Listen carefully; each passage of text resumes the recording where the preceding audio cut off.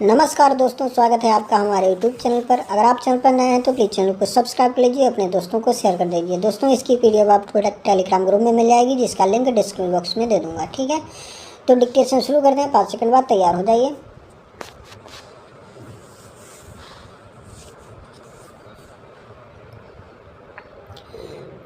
Start. माननीय सभापति जी, सदन में ग्रामीण विकास मंत्री जी द्वारा प्रस्तुत राष्ट्रीय ग्रामीण नियोजन गारंटी विधेयक 2008 का समर्थन करने के लिए मैं खड़ा हुआ हूँ। महोदय, मैं समाजवादी आंदोलन से जुड़ा रहा हूँ। इस सदन में बहुत से सदस्य चाहे इधर बैठे हों या उधर बैठे हों, देश प्रेमियों के नेतृत्व में देश में समाजवादी आंदोलन की धारा में संघर्ष करते रहे हैं।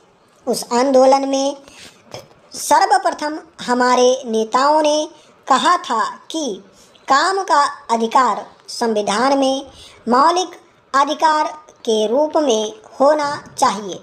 यदि संविधान में इसके लिए संशोधन करना आवश्यक हो तो जरूर करना चाहिए।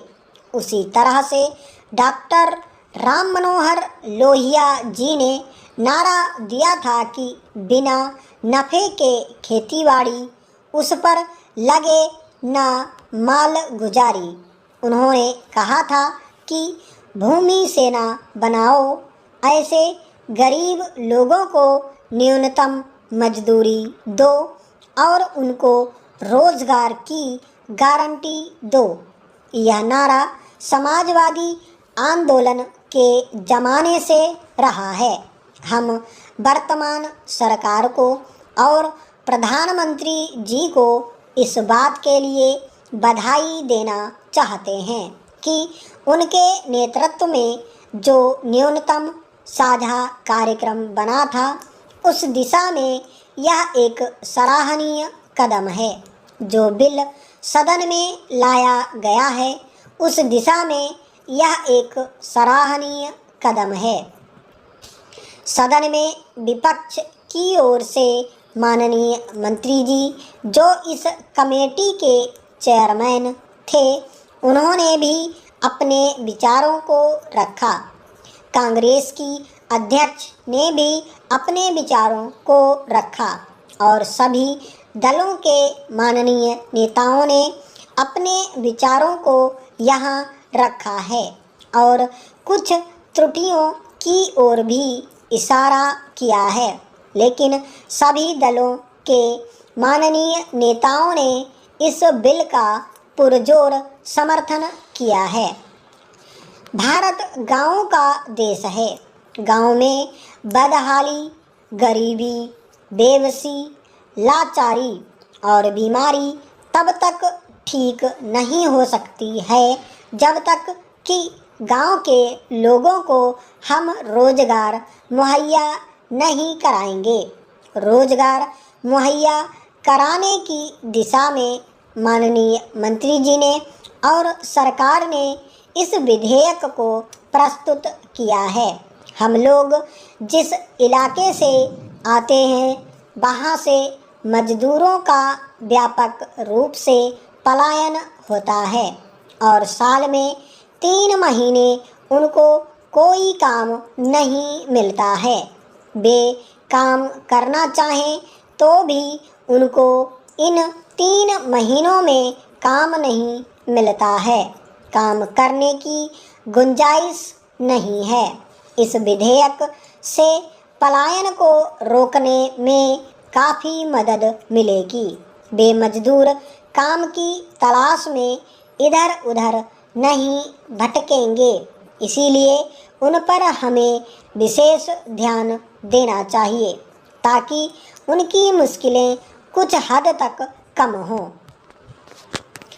महोदय, माननीय मंत्री जी अभी इसे 200 जिलों में लागू करने जा रहे हैं और इस विधेयक के पारित होने के बाद बाकी के 400 जिलों में भी 5 साल के अंदर इसे लागू करने के अपने संकल्प को भी इन्होंने दोहराया है। 5 वर्ष के अंदर शेष 400 जिलों को भी ये इस स्कीम में शामिल करेंगे और देश का कोई भी जिला ऐसा नहीं रहेगा जो इसके लाभ से वंचित रहेगा। इसलिए यह एक सराहनीय कदम है।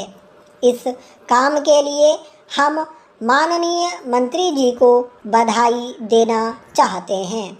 इसमें इन्होंने जो जो काम करने हैं उन कामों की इलाके के स्तर पर वरीयता दी है, जिससे देश के विभिन्न भागों को काम करने में सहूलियत हो। इन्होंने कहा है कि हम बाढ़ नियंत्रण और जंगल लगाने का भी काम करेंगे। हम लोग जिस इलाके से आते हैं उसका बड़ा भूभाग जल भराव की समस्या से ग्रसित है। वहाँ की करीब 10 लाख हेक्टेयर जमीन जल भराव से ग्रसित है। इसलिए पानी के निकास का काम भी इसमें जोड़ा जाए। 1/3 महिलाओं को इसमें रोजगार मिलेगा, वह भी सराहनीय काम है। हम माननीय मंत्री जी से एक बात कहना चाहते हैं कि यह काम पूरा होगा तो निश्चित रूप से बेरोजगारों के जीवन में एक नया आयाम आएगा और उसके साथ साथ उनके जीवन में सुधार होगा, जिससे वे देश की मुख्य धारा से जुड़ेंगे और देश के सर्वांगीण विकास में योगदान करेंगे। मैं सरकार से और माननीय मंत्री जी से मांग करता हूं कि जनप्रतिनिधियों का इसमें व्यापक रूप से सहयोग लेना चाहिए, उनको इसमें हिस्सेदार बनाना चाहिए। अध्यक्ष महोदया, हमारे देश के करीब 6 लाख कोयला खदान मजदूर हैं, जिनमें स्थायी भी हैं और ठेके पर काम करने वाले भी हैं। ये सब मजदूर 25 सितंबर को हड़ताल पर जा रहे हैं। कोयला उद्योग की 5 यूनियनों ने हड़ताल का नोटिस दिया है। इन यूनियनों की मांग है कि भारत सरकार ने जो फैसला लिया है, देश के सरकारी उपक्रमों का विनिवेश करके 40,000 करोड़ रुपए वार्षिक हासिल करने का, उसे निरस्त किया जाए। 3 साल पहले कोल इंडिया के 10% शेयर बेचे गए, विनिवेश किए गए। 1% शेयर ब्रिटेन की एक कंपनी ने खरीद लिए। जब यहाँ NCWA ने इन मजदूरों के साथ वेतन करार किया था तो वहाँ से उन्हें धमकी मिली थी कि हमारे पास कोल इंडिया के 1% शेयर हैं, हमारी इजाज़त के बिना आपको वेतन करार नहीं करना चाहिए। राष्ट्रपति महोदय के अभिभाषण के माध्यम से मैंने अपनी सरकार की प्राथमिकताओं और उसकी नीतियों पर प्रकाश डाला है। राष्ट्रपति महोदय के अभिभाषण से अगर किसी का मतभेद है तो वह मतभेद कहाँ है और क्यों है, हम इस पर चर्चा करने के लिए तैयार हैं। यह हमारा कार्यक्रम राष्ट्र के सर्वांगीण विकास का कार्यक्रम है। यह सर्वस्पर्शी कार्यक्रम है। यह देश के सभी भागों और समाज के सभी अंगों के उत्थान के लिए है। इसीलिए हमने इसे न्यूनतम कार्यक्रम नहीं कहा, हमने इसे राष्ट्रीय एजेंडा का नाम दिया है। हम चाहेंगे कि वह गंभीर चर्चा का विषय बने। इस एजेंडे में हम जन आकांक्षाओं और सरकार की करनी के बीच जो फासला बढ़ा है उसे कम करना चाहते हैं। स्टॉप।